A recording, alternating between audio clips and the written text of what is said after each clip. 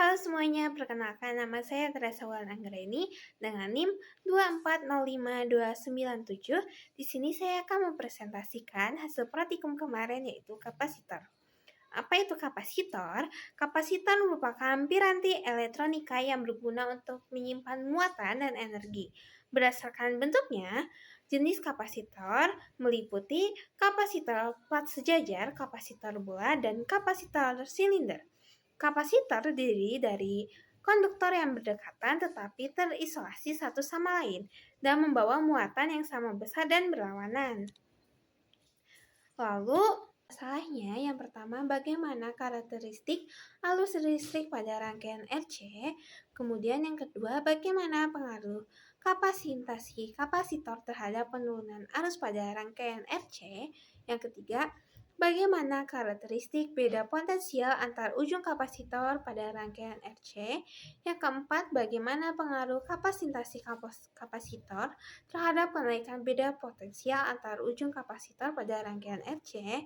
Yang kelima, bagaimana karakteristik arus pada beda potensial pada rangkaian RC dengan kapasitor disusun dengan seri dan paralel.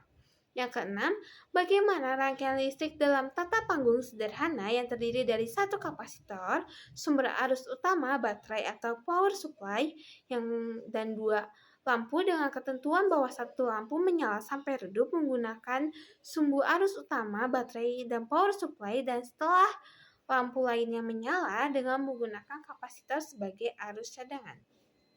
Lalu, tujuan penelitiannya yang pertama adalah menganalisis perilaku arus listrik dalam rangkaian yang terdiri dari resistor dan kapasitor. Yang kedua, menyelidiki hubungan antara nilai kapasitasi dan laju penurunan arus dalam rangkaian RC. Yang ketiga, mendeskripsikan bentuk gelombang tegangan pada kapasitor baik saat kapasitor sedang diisi maupun dikosongkan. Yang keempat, menyelidiki bagaimana nilai kapasitasi mempengaruhi waktu yang dibutuhkan untuk mengisi kapasitor hingga tegangan tertentu. Yang kelima, membandingkan perilaku rangkaian RC ketika kapasitor disusun secara seri dan paralel. Yang keenam, menganalisis sebuah rangkaian praktis yang memanfaatkan prinsip kerja kapasitor untuk menyalakan dua lampu secara berurutan. Lalu alat dan bahannya, yang pertama ada power supply, yang kedua hambatan bangku, yang ketiga ada saklar, yang keempat ada dudukan kapasitor, yang kelima ada ampere meter, yang keenam voltmeter, yang ketujuh dudukan LED, yang kedelapan ada multitester, dan yang terakhir ada kabel jumper. Prosedur percobaan yang pertama, siapkan power supply, dudukan LED, dudukan kapasitor, ampere meter, dan kabel jumper. Yang kedua, susunlah alat dan bahan seperti pada rangkaian A dan B berikut menggunakan LED maksimal 3 volt. Yang ketiga, nyalakan power supply dan atur tegangan pada 2 volt, perhatikan nyala lampunya. Lalu pada prosedur percobaan yang kedua, siapkan power supply, ampere meter, LED 2 buah, saklar, dan kabel penghubung. Hubungkan power supply negatif ke ampere meter. Yang ketiga, hubungkan ampere meter ke LED 1. Hubungkan LED negatif ke LED positif, lalu hubungkan LED 2 negatif ke saklar. Yang kelima, hubungkan saklar ke power supply positif. Yang keenam, nyalakan power supply. Yang ketujuh, perhatikan nyala lampu dan arusnya. Yang kedelapan, gunakan kapasitor yang berbeda yaitu 2200 dan 4700. Yang percobaan ketiga, yang pertama siapkan power supply, dudukan kapasitor, dudukan LED, voltmeter, kabel jumper. Kemudian yang kedua, hubungkan power supply, dudukan kapasitor, dudukan LED, voltmeter, dan kabel jumper. Yang ketiga, carilah beda potensialnya. Untuk percobaan yang keempat, siapkan power supply, voltmeter, LED 2 buah, saklar, dan kabel 2. Yang kedua, penghubung. Hubungkan power supply negatif ke LED 1 positif, lalu hubungkan LED 1 negatif ke LED 2 positif, hubungkan LED 2 positif ke voltmeter, lalu hubungkan ke LED 2 negatif ke saklar.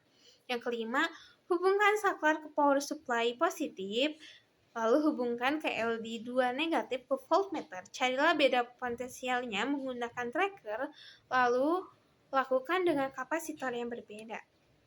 Lalu pada prosedur percobaan yang kelima, siapkan power supply, voltmeter, ampermeter, LED 1 buah, dan saklar, dan kabel jumper.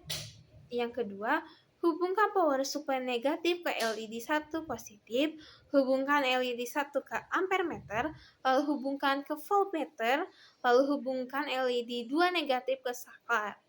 Hubungkan saklar power supply, hubungkan LED 1 negatif ke voltmeter, rangkailah secara seri dan paralel. Yang ketujuh, carilah arus dan beda potensialnya menggunakan tracker.